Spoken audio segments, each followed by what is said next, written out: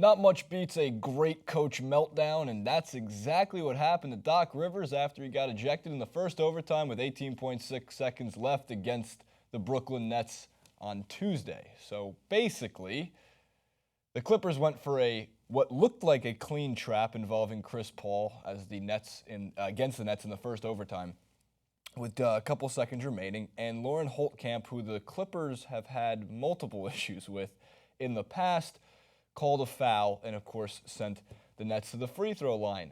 Doc Rivers was irate, to say the least, and needed not just DeAndre Jordan, but assistant coach Sam Cassell to hold him back. Here's a little piece of the video. Question the call from Lauren Holtkamp, and now Rivers is irate. Well, he might get tossed. Oh, that's it.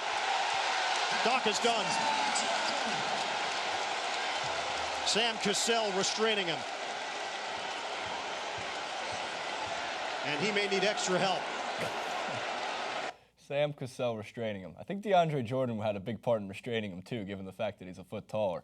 In terms of this game, for one, the interesting part of Tuesday's entire slate of 6 games was, for the second time in NBA history, every team with the worst record beat the team with the better record. The Spurs lost, the Clippers lost, the Cavs lost to the Bucks in a very strange moment with J.R. Smith happened on that court. But in terms of the Clippers game and Doc Rivers, his quote afterwards makes sense. I thought it was an awful tech, which it probably was. I think you guys know why the tech was called. The official who had nothing to do with the play thought I was yelling at Lauren Holtkamp, who was the referee, and I wasn't. We weren't. She said I was right and let's walk back. We weren't even arguing. It was the damnedest tech to give at that time.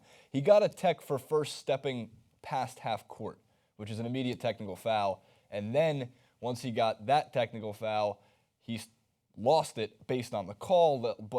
He lost it based on the call, based on the clean trap that the Clippers really put on. So it's not the first time that a bad call has happened and pretty much cost the Clippers a game. However, they were without Blake Griffin, which had, I'm sure, an effect as long as you don't give him the ball with 18.6 seconds left.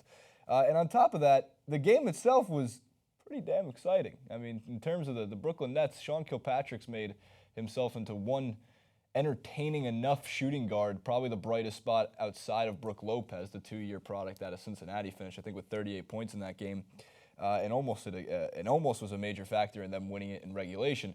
Chris Paul tied the game up from the baseline at the end of the fourth quarter. Jamal Crawford did the same again at the end of the first overtime. But as without Doc Rivers in there, I'm not sure how much that made a difference down the stretch for the second overtime. But a lot of those guys played, 45 minutes. It was a tough, I shouldn't say it was tough. It should have been an easy win for the Clippers. It was just a long road trip for the Clippers to Brooklyn to play on their home court. That video was courtesy of Yes, which is the local market's broadcast for Brooklyn Nets basketball, and that's also the Yankees network for the baseball side. That's it. It's a quick clip there for you on Doc Rivers. Everyone loves a good coach meltdown. Everyone loves a good coach ejection, especially when you have DeAndre Jordan and Sam Cassell, amongst other assistant coaches, pulling the hold me back in that situation. All right. Like, favorite, subscribe, comment below. We'll see you next time.